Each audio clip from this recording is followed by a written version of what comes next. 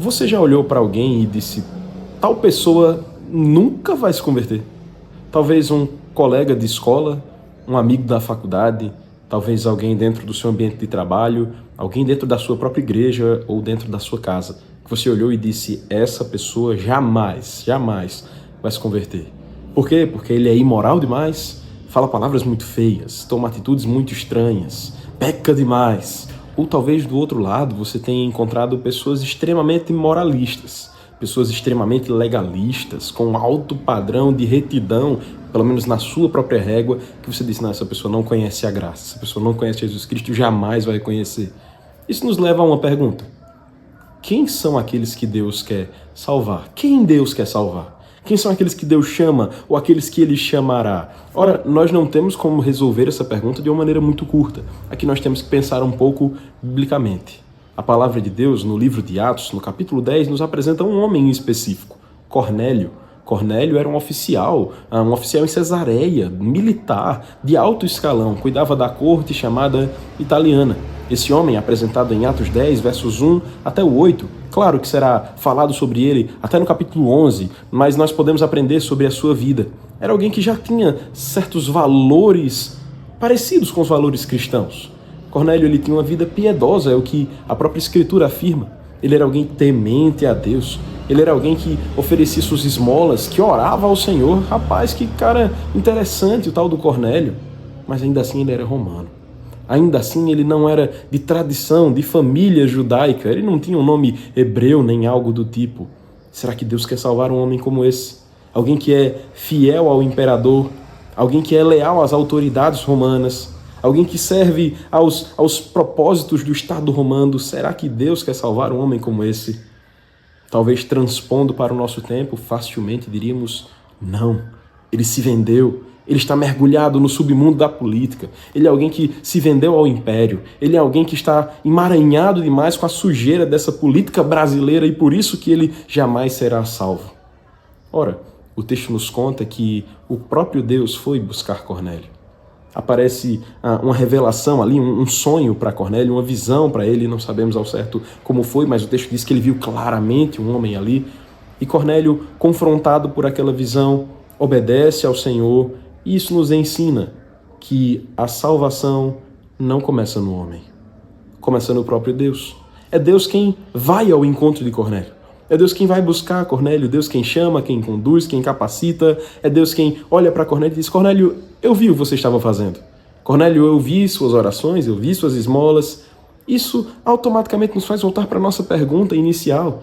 Quem Deus quer salvar? Ora, quem Ele salva. Não sabemos ao certo quem Deus quer salvar. Deus salva quem Ele quer salvar. Deus sabe agir da sua maneira e nós não conhecemos essas pessoas em sua integralidade. Nós não sabemos uma lista, não temos aqui um acesso a todos os que serão salvos na nossa geração, na geração vindoura, não temos acesso a isso. É por isso que a igreja prega indiscriminadamente. É por isso que a igreja abre as portas para gentios, judeus, homens, mulheres, meninos, moços, senhoras, senhores. A igreja está de portas abertas. A igreja é um canal de pregação. É uma ponte para que homens e mulheres ouçam o Evangelho do Senhor Jesus Cristo. É na igreja que nós não escolhemos os que serão salvos, mas pregamos a todos. Sim, Deus pode estar salvando pessoas por toda parte desse mundão. Pessoas com culturas bem estranhas, culturas bem diferentes, culturas animadas, culturas calmas, culturas solenes. O Senhor tem os seus escolhidos e fará o que for necessário para que cada um deles seja alcançado pela sua graça. Pedro, outro personagem importante do capítulo 10, que aparecerá nas próximas cenas, semana que vem a gente fala um pouco mais sobre ele. Pedro aparece como alguém que nós ao certo não sabemos qual seria a sua atitude em relação a Cornélio. Nós conhecemos Pedro anteriormente como um apóstolo aos judeus, é tanto que a gente faz a distinção. Pedro era um apóstolo aos judeus, Paulo apóstolo aos gentios, mas Pedro é levado para pregar para Cornélio. O Senhor vai conduzir essa história nesse sentido. Quem diria, não é, Pedro? Pregar para alguém que você não concordava com o estilo de vida, pregar para alguém que era completamente de você. Querido, Deus continua fazendo isso ainda hoje. Deus continua ainda hoje levantando Pedros para pregar para Cornélios.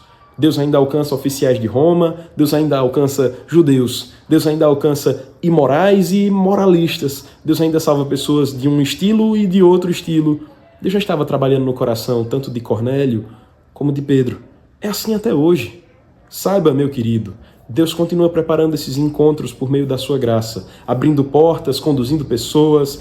Ele continua usando a igreja para que a mensagem dele seja anunciada. O nosso trabalho, então, é nunca subestimar o poder do Evangelho. Vai e pregue. Vai e fale do poder de Deus. Vai e fale do amor de Cristo. Mesmo a pessoa mais distante, mesmo a pessoa mais insensível ao Evangelho, mesmo a pessoa mais ríspida, mais arisca, mesmo a pessoa que você diria, esse nunca. Vai e pregue. A palavra de Deus é poderosa. Se alguém está conduzindo pessoas a Cristo, não é você, é o próprio Deus. Não sou eu, é o próprio Deus. Quem melhor do que o próprio Deus para responder à pergunta quem Deus quer salvar? Ele é quem sabe. Nós, enquanto instrumentos nas mãos do Redentor, simplesmente obedecemos a ordem: vai e pregue, vai e fale, vai e aponte para Cristo. Se você tem Cornélios na sua família, pessoas que são piedosas demais ou piedosas de menos, você tem pessoas que são imorais demais ou imorais de menos na sua família, continue crendo no poder de Deus. Continue anunciando a palavra de Deus. Talvez seja você o mensageiro. Talvez seja outra pessoa. Talvez seja agora, talvez seja em outra circunstância, ou talvez nunca seja. Mas enquanto nós não soubermos a resposta, enquanto a providência de Deus não nos é revelada, de sabermos quem de fato será salvo, continue pregando. Continue falando do poder de Deus. Continue apontando para o Senhor Jesus Cristo. E que Deus te abençoe, meu irmão. Nos acompanhe nessa jornada. Nós teremos mais alguns episódios na série de Atos 10. Eu te convido a acompanhar a jornada de Cornélio, de Pedro e do que Deus está fazendo, salvando pessoas nesse mundo. Que o Senhor te abençoe.